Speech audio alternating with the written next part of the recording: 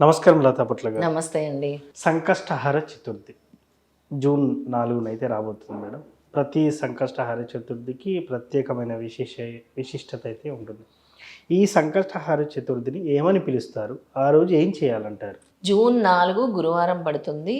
June 4 2026 గురువారము. దాన్ని వచ్చే సంకష్టహర చతుర్థిని కృష్ణ పింగళ సంకటహర చతుర్థి అంటారు. దానికో విశేషమైన కథ ఉంది. ఒకప్పుడు మహిజితుడు అనే రాజు ఉండేవాడు. అతడు చాలా ఆయనకి అన్నీ ఉండేవి, కానీ పిల్లలు లేని లోటు మాత్రం ఉండేది. చాలా బాధపడుతూ ఉండేవాడు పిల్లల కోసము. ఓకే. అప్పుడు ఒక ఋషి, లోమేశుడు అనే ఋషి ఆయనకి, నువ్వు ఈ సంకటహర చతుర్థి చెయ్యి అని చెప్పారు. అయితే ఆయన కృష్ణ పింగళ సంకటహర చతుర్థిని ఆచరించారు. ఆ మహిజితుడు అనే రాజు ఓకే వాళ్ళ శ్రీమతి సమేతంగా రాణితో కలిసి కూర్చొని ఆ రోజు సాయంత్రం వరకు, చంద్రుడు వచ్చే వరకు ఉపవాసం ఉండి ఈ సంకటహర చతుర్థి వ్రతాన్ని ఆచరించి, సాయంత్రము అంటే ప్రదోషకాలంలో చంద్రుడు వచ్చిన తర్వాత చక్కగా అభిషేకాదులు చేసి విఘ్నేశ్వరుడికి, మనకి జీవితంలో ఉండే అడ్డంకులు తొలగిపోవాలి, అబ్స్టకల్స్ తొలగిపోవాలి, మనకి తెలియని కష్టాలు ఎన్నో వస్తూ ఉంటాయి, కష్ట నష్టాలు కూడా జరుగుతూ ఉంటాయి. అవి ఎందువల్ల జరుగుతున్నాయి ఎవరికీ తెలియదు. ఎందుకు? అక్కడ పని అయినట్టే ఉంటుంది, డబ్బులు రావు. పని అయిపోతుంది అనుకుంటాం, డబ్బు రాదు. అలాగే వ్యాపారం జరుగుతున్నట్టు ఉంటుంది, డబ్బు నిలవదు. అలాగే సంబంధాలు వస్తున్నట్టుంటాయి, సంబంధాలు కుదరవు. ఇదిగో నేను కన్సీవ్ అవ్వబోతున్నాను అనుకుంటారు, కన్సీవ్ అవ్వరు పిల్లలు. చాలామందికి పిల్లలు పుట్టరు. అలా జీవితంలో ఎదురయ్యే ఎటువంటి విఘ్నాలైనా సంకటాలైనా తొలగించేది విఘ్నేశ్వరుడే. విఘ్నేశ్వరుని పట్టుకుంటే సక్సెస్, ఈ మనకు ఉండే ఈ బాధలు, అడ్డంకులు, సంకటాలు అన్నీ తొలగిపోతాయి అన్నమాట. అయితే విఘ్నేశ్వరుడికి ఆరాధన చేసే విధానం ఉంటుంది. ఆయనకి అభిషేకం చేసి ఆ రోజు స్వామికి కొన్ని మన పాత పద్ధతులు, వాటిని మనం ఆచరించాలి. ఒక 21 దుర్వ, అంటే మనము గరిక, దుర్వ అంటే తెలుసు కదండి, గరిక. ఆ గరికని 21 గరికని ముడివేసి దాన్ని దుర్వ త్రివేణి విధి అంటారు. దానికి 3 నాట్స్ వేసి గరికకి, దాన్ని పచ్చి పాలల్లో ముంచి అక్కడ సమర్పిస్తాం విఘ్నేశ్వరుడి దగ్గర ఆ రోజు సాయంత్రము. తర్వాత ఏకశృంగి దీపారాధన, ఎడమవైపు విఘ్నేశ్వరుడు ఎడమవైపు మనము ఒక ఒత్తి దీపము విఘ్నేశ్వరుడికి పెడతాము. అది రాత్రంతా వెలగాలి. దాన్ని ఏకశృంగి దీపారాధన అంటారనమాట. అది ఒక్క ఒత్తితోనే వెలిగించాలి. వెలిగించి ఓం గజాననాయ నమః అని నామజపం చేయాలి. ఓం గజాననాయ నమః, ఓం గజాననాయ నమః అని చేయాలన్నమాట.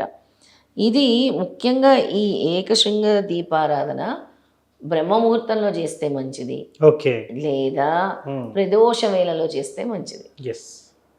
బ్రహ్మముహూర్తం కానీ ప్రదోష వేళల్లో కానీ. తర్వాత సిద్ధ అక్షత ప్రార్థన, ఒక 5 అక్షింతలు చేతిలో పెట్టుకొని స్వామి దగ్గరికి వెళ్ళి, స్వామికి దగ్గరికి వెళ్ళి మన కోరిక చెప్పుకొని ఆ అక్షింతలు అక్కడ పెట్టుకొని, మర్నాడు ఉదయం ఆ అక్షింతల్ని పారే నీటిలో వదిలేయాలి. అక్షింతల్ని పారే నీటిలో వదిలేయాలి. దాన్ని సిద్ధ అక్షత ప్రార్థన అంటారు. తర్వాత చంద్రచూడ మెడిటేషన్. ఆ రోజు సాయంత్రం వరకు మనం ఉండి, మనకి చంద్రుడు వచ్చిన తర్వాత అంటాం కదా, విఘ్నేశ్వరుడు దగ్గరే ఇలా క్రౌన్ లాగా ఉంది చంద్రచూడ మెడిటేషన్. అంటే ఆయన ఇక్కడ చంద్రుడిని పెట్టుకొని కూర్చున్నట్టు ఆ రూపాన్ని మనం ధ్యానించుకోవాలి. అలా ధ్యానించుకొని అప్పుడు కొద్దిగా షుగర్, పంచదార నైవేద్యంగా పెట్టాలన్నమాట. ఆ పంచదార పెట్టి ఒక 7 నిమిషాల పాటు విఘ్నేశ్వరుడు రూపాన్ని మనం ధ్యానించాలి. చంద్రచూడ మెడిటేషన్ అంటారు. అంటే ఆయన చంద్రుడిని పెట్టుకున్నట్టుగా మనం భావించి మెడిటేషన్ చేయాలి. తర్వాత స్వామికి ఇష్టమైన మోదకాలు మీరు పెట్టుకోగలిగితే మోదకాలు పెట్టుకుంటే ఇంకా మంచిది. ఓం వక్రతుండాయ హోం, ఓం వక్రతుండాయ హోం అని సమర్పించాలన్నమాట. ఇలా చేయటం వల్ల మహిజితుడు ఇవన్నీ పూర్వ చేసేవారు. ఆయన చేయటం వల్ల ఈ వ్రతాన్ని, ఈ సంకటహర చతుర్థి, ఈ ఉపవాస వ్రతాన్ని ఆచరించటం వల్ల ఆయనకి చక్కటి సంతానం కలిగింది. ఆ ఋషి చెప్పినట్టు ఆయన ఆచరించారు. అలాగే విఘ్నేశ్వరుడు ప్రార్థన కూడా ఆయన నమ్మకంతో, భక్తి శ్రద్ధలతో చేశారు. అలాగే ఆయనకి కావలసిన వంశోద్ధారకుడిని స్వామి ప్రసాదించారు. సో ఉపవాసం నియమాలు పాటించాలంటారు మేడం ఆ రోజు ఖచ్చితంగా? ఖచ్చితంగా అంటే పాటిస్తారు. ఇప్పుడు బ్రహ్మముహూర్తంలో పూజ చేసుకున్న వాళ్ళు ఉంటారు సంకటహర చతుర్థి అంటేనే అది నియమము. అంతే. ఉదయం నుంచి సాయంత్రం వరకు ఉపవాసం ఉంటారు. Okay. చంద్రుడు వచ్చిన తర్వాత ఉపవాస దీక్ష విరమిస్తారు. ఎస్, ఇక ఆ రోజు 16 నామాలు చదువుకుంటే మంచిది విఘ్నేశ్వరుడి. ఆ 16 నామాలు చెప్తాను. తప్పకుండా. ఓం సుముఖాయ నమ, ఓం ఏకదంతాయ నమ, ఓం కపిలాయ నమ, ఓం గజకర్ణికాయ నమ, ఓం లంబోదరాయ నమ, ఓం వికటాయ నమ, ఓం విఘ్నరాజాయ నమ, ఓం గణాదీపాయ నమ, ఓం ధూమకేతవే నమ, ఓం గణాధ్యక్షాయ నమ, ఓం ఫాలచంద్రాయ నమ, ఓం గజాననాయ నమ, ఓం వక్రతుండాయ నమ, ఓం శూర్పకర్ణాయ నమ, ఓం హేరంబాయ నమ, ఓం స్కంద పూర్వజాయ నమ. ఇవి ఈ 16 నామాలు మాత్రం చాలా ఇంపార్టెంట్.